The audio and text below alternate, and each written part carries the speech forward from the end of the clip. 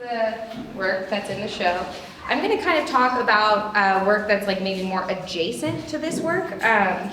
So one of the things that was really important for me in the studio that happened while I was making this, which I made in 2018 and 2019, was that I started taking my own writing more seriously, and that's the voiceover. If any of you have had a chance to listen to it, that's my own writing there and my voice.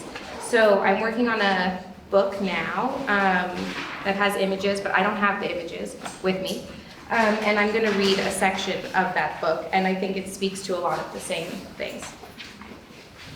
This is chapter 7, which is July. I began searching for and collecting these images from Google Maps Street View during a previous project in the studio. In that work, I was, rather obsessively, printing and painting over and over again, frame by frame, airstrikes that the US-led coalition carried out in Iraq and Syria. I think this was a test of sight, an attempt to slow something fast down to something slow, to make something that was immaterial in its documentation, but very material in its reality, material again. I'm not sure it was successful. In an attempt to see from the ground rather than the air, to move from state vision to a different kind of sight, I started looking at panoramas uploaded by individuals near Mosul. I was struck by how similar that landscape was to Southern California's. The US military knows this similarity too, so they have built training sites in the desert. In a mock village with a mock mosque and a mock hotel and a mock market, American soldiers pretend to be civilians and practice as soldiers. There are simulated explosions and simulated injuries and simulated arguments. On many evenings, I held hands with my computer's mouse. I would open up a new window in Google Chrome. I use the word window because that's what I've been taught, but I wonder if maybe another word might be better. I'm safe behind my computer screen, and what I'm looking at is 3,000 miles away. I type M, and maps.google.com autofills. Enter. The map always places me in New York because that is where I am. I zoom out and scroll west over the Great Lakes, over the plains, and over the Rockies, putting California at the center of the screen. I zoom in, either to a random location or to a town or city or park I have been thinking about.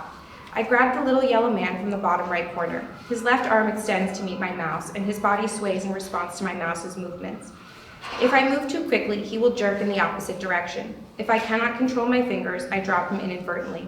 He is powerless. As I drag him out of the box in which he was waiting, blue dots appear. To hold the yellow man above a blue dot, but not to drop him.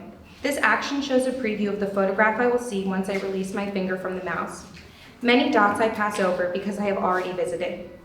If I drop the yellow man onto a dot, I get closer to the map. I am eager to see if the split second of black screen will be replaced, or if I will find what I'm looking for, a glitch. The image swirls up to meet me, pixelated and slurry. This is what it must be like if you were to land a plane and see the landing from the cockpit. Then it adjusts and becomes clear. I am placed at a fixed point. I can turn around and around the panorama. I can turn up toward the sky or down toward the ground, but I cannot move from that point. I love how the image is flat and the earth is not. Of course this is obvious. But I love the distortion that happens on the screen. I love how the horizon line isn't right. I love how the images don't stitch together correctly, and missing parts of the image are signaled by black geometric abstraction.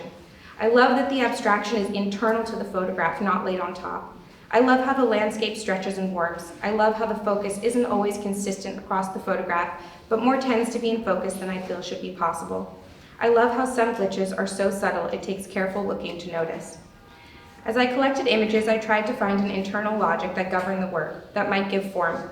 I could feel the temptation of an ongoing thing that would never end, always humming in the background. And I feared the text was growing unwieldy, disconnected. I started listing the names and titles of the places that people had imaged. I wasn't sure if these are given or invented names or what the difference is.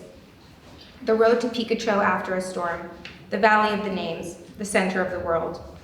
At first, I wanted images that were far-flung, far from the cities and roads that the ubiquitous Google car had mapped. I wanted remoteness.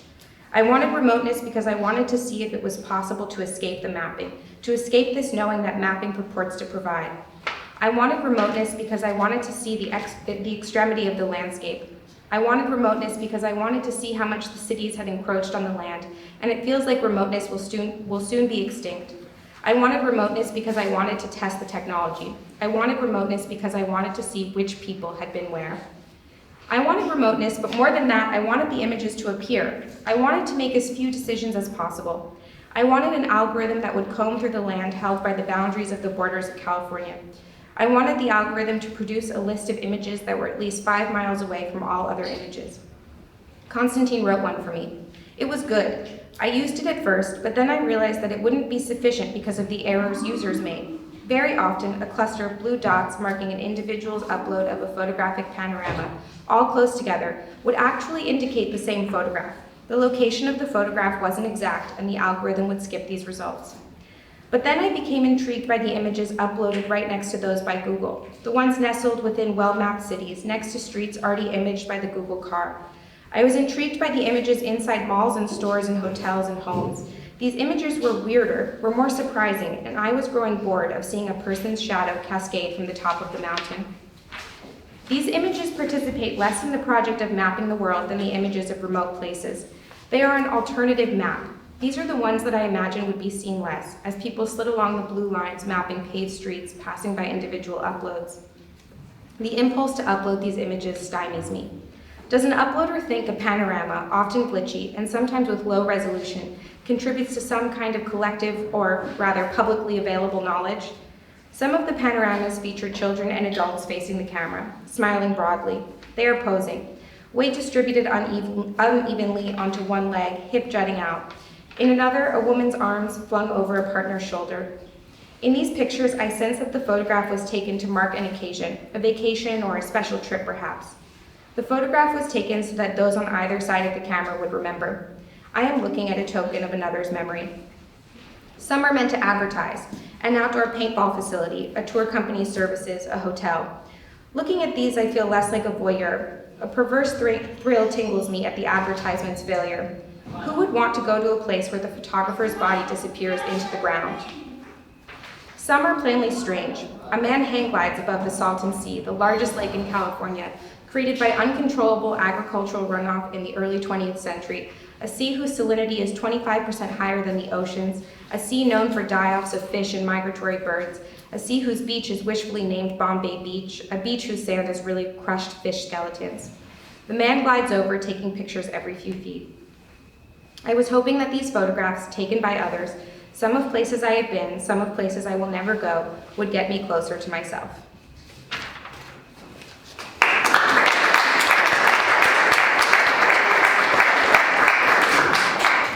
That's chapter 7. I haven't published it or anything yet, but the book is called When to Call Home, which is the last line of chapter 12, which is December.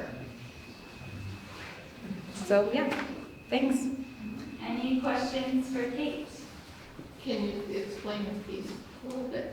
Yeah, so these, well, if you get up closer when I leave, and there's not this like area, these are all images from, well, these are palm trees, colored pencil drawings, and then these are all monoprints that I made using rotoscoping, which is a technique, kind of an old animation technique, where you take an image and then you shine light through the image and then you paint on top of it, like using plexiglass, and then print it. And all of the footage is from airstrikes that the US carried out, and the footage is from PBS. Okay. Okay, cool. Thank you, Kate. Thanks for listening.